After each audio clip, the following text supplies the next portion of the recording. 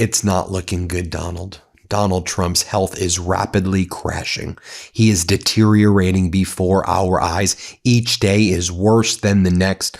I suspect there will be a trip to Walter Reed again very soon. Let's just go and show you the receipts rather than speculating. Let's just show what went down over the past 24 hours.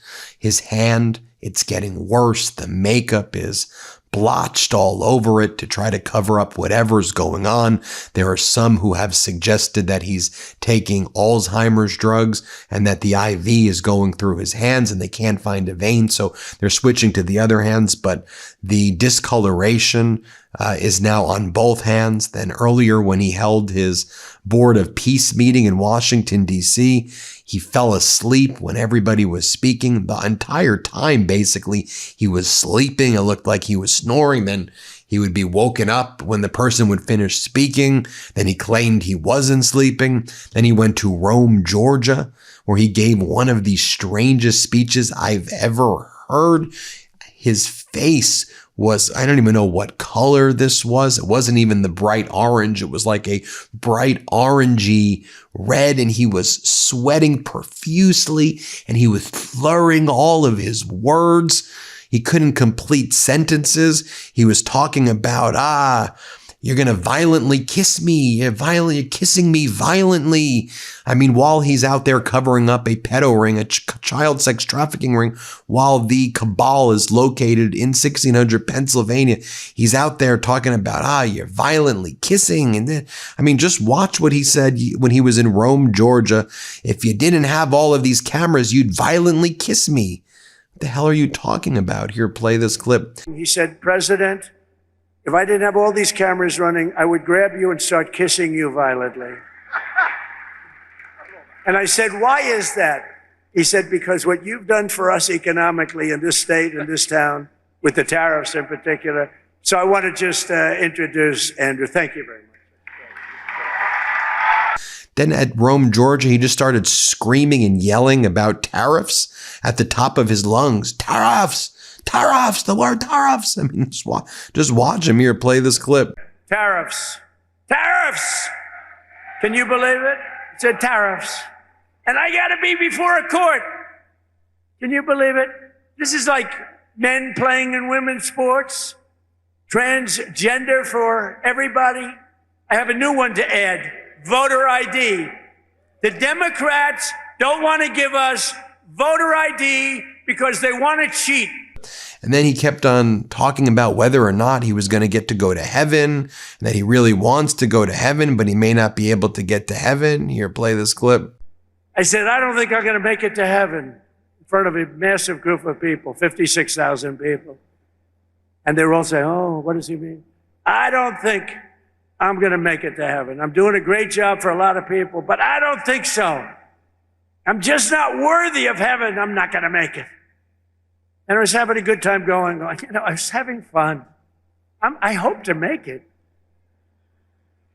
But I doubt I will, to be honest with you. A lot of you will. I'm not saying you. But I was having fun. And going to this Board of Peace meeting, you can see that he was sleeping like the entire time.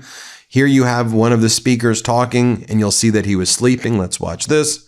And the successful implementation of the second phase of the Gaza peace plan. This includes ensuring a lasting ceasefire. Here's another clip of him sleep. I could show you like 10 of these. I'm not. I'm just going to show you 2. But this was him the entire time. I mean, he was sleeping, then he'd wake up and he'd be like startled. This is not normal behavior at all. Here, play this clip. وتحقيق الأمن والاستقرار في غزة. والسلام عليكم ورحمة الله وبركاته. Thank you. The Minister of... Now, we've heard from Mary Trump the other day. She was on Tom Hartman's show. Shout out Tom. And she described how Fred Trump, how Donald's grandpa, her grandpa, started getting Alzheimer's exactly at Donald Trump's age. And she said that same deer in the headlights look that Fred Trump had when he got Alzheimer's and then rapidly deteriorated and died. That's the same deer in headlights look. She goes, what scares me is that Donald has the same deer in headlights look that we all remember of Fred. It's the same exact thing. Here's what Mary Trump told our friend Tom. Let's play this clip. What's your assessment of where he's at? And what do you think about this persistent rumor that these bruises on the back of his hand are the consequence of his taking a regular, I don't recall if they're weekly or monthly, but the major anti-Alzheimer's drug is given by infusion into the back of the hand, that might be what's going on. Yeah, obviously, you don't need to be a neurologist or medical doctor of any kind to know that there's a very significant genetic component to Alzheimer's. My grandfather did have Alzheimer's. In fact, he had it for many years, and the signs started showing up when he was in his late 70s, and Donald, as we know, is 79. Right. So part of the reason I think that it's likely that he is suffering from some kind of cognitive issues is because of what other people are saying. You know, medical doctors who do understand that you don't just get an MRI for fun, and that an MRI coupled with repeated cognitive assessments typically means that doctors are concerned that there may be some issues going on cognitively. And then, of course, you know, we can see what's going on with our own eyes, whether or not the Trump regime is willing to believe or allow us to believe our own eyes. He is suffering from bouts of aphasia. He is sleeping during the day. That's a bad sign. He sometimes, and this just from my own personal experience with my grandfather, causes a great deal of alarm. He often gets the same deer in the headlights look where he seems not to know where he is or who he's with. So there's plenty of evidence to suggest that he is in all sorts of decline physically, psychologically, and cognitively. Right-wing podcaster Sean Ryan is saying that he believes that Donald Trump may have dementia. He posted that.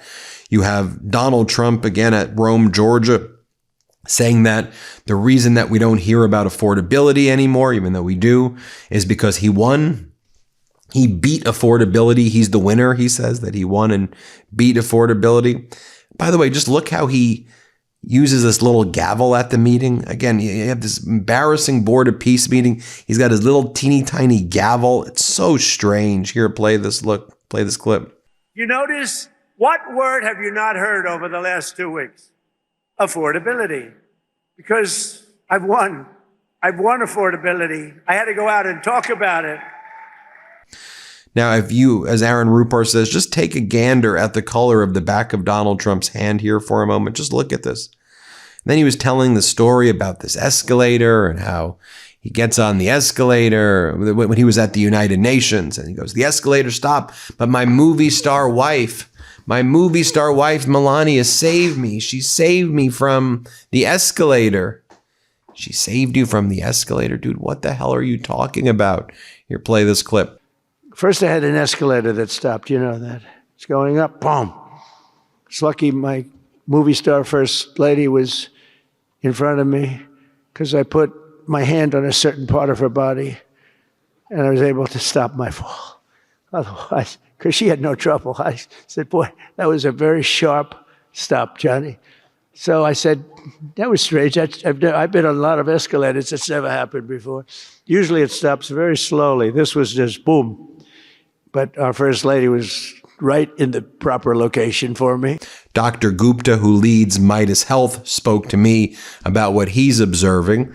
Here's the leader of Midas Health, Dr. Gupta, a renowned pulmonologist, renowned practitioner. He's, in hospitals, practicing in ER rooms, frequently. Here's what he says that he's observing. Let's play this clip right here of Dr. Gupta. Let's play that clip. Yeah, Ben, from the very start, I think number one, he's the president of the United States, so let's hope he's getting beyond the headlines the care that he needs. He does have a family history, importantly, of age-related dementia. His father, famously, this has been well documented, Fred Trump, had age-related cognitive decline, and it manifested, frankly, and a lot of his family members have actually spoken out about this. There's a lot of similarities between what we're seeing more and more frequently. We're observing a lot of the trends that we first noticed a few months ago, where there's a symmetry between some of these earlier signs, in his case, and what his father went through.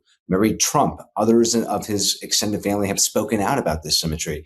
But what are we seeing? We're seeing, again, we're just observing the facts here. Just to say we don't have his medical data, I don't have access to his medical chart, but this is what everybody's observing, and he's the president, so I think the scrutiny is fair. Word-finding difficulties. The fact that he has inattention, he loses his train of thought. Everybody is describing these speeches as meandering, covering 30 different topics in the course of, say, 2 minutes. He's meandering. So that's inattention, clear inability to express his own thoughts, difficulty completing a sentence, tangential speech, of course, memory issues. He doesn't know that he's talking about Greenland for even the course of a sentence, and he confuses it with Iceland. There's significant concern. And, that's just on the nature and content of a speech. By the way, just so you can see what was going on with Melania at the United Nations, here's that clip. Let's play it.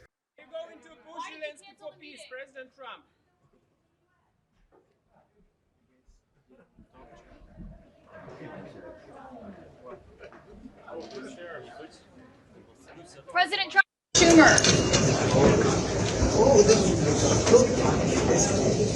Even on basic questions about, like, what do you want to say to the family of Nancy Guthrie? Like, what's your, she's been kidnapped, she's been taken hostage. And he's saying, well, what do you want to say to Nancy Guthrie? And then Donald Trump's like, we just need to stop talking about Nancy. The coverage just needs to move on. We can't be talking about this anymore. Why are we still talking about Nancy Guthrie right now? Why are we still talking to Nancy Guthrie? What are you talking about here? Play this clip. To Savannah Guthrie's mom, Nancy. Boy, it's so crazy. It's so bad. I didn't like when they were talking about going after the pacemaker and before they even started going after it, they're coming and reporting it. So if in fact they could do it that way, the person would say, well, I'm not going to let that happen, right? So bad things would happen if he not going to let that happen. I can't imagine why they would have done that. And just in terms of strategy, just one little piece, I don't know, but we have to start reporting on other subjects also and see what happens. It's a very sad situation. And with Iran, if the whole point I have to take off. I'll come back. Thanks. All right? Yeah, thanks. Or do I have to? Maybe I don't have to. Have a good I day. think I think you have to. Sit down. All right. And then it's all projection with Donald Trump, because remember, here's what he said about Biden at his speech in Rome, Georgia, too. After everything I showed you, this is what he's saying about Biden. Play this clip. Yeah. He has one ability I don't have. Yeah.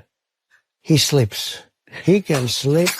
This guy goes on a beach and he lays down on one of those, 6 ounce, they weigh 6 ounces and you can't lift it. I know, so utterly pathetic. Anyway, let me know what you think. Hit subscribe. Let's get to 6 million. And thanks so much for watching. New Meidas merch.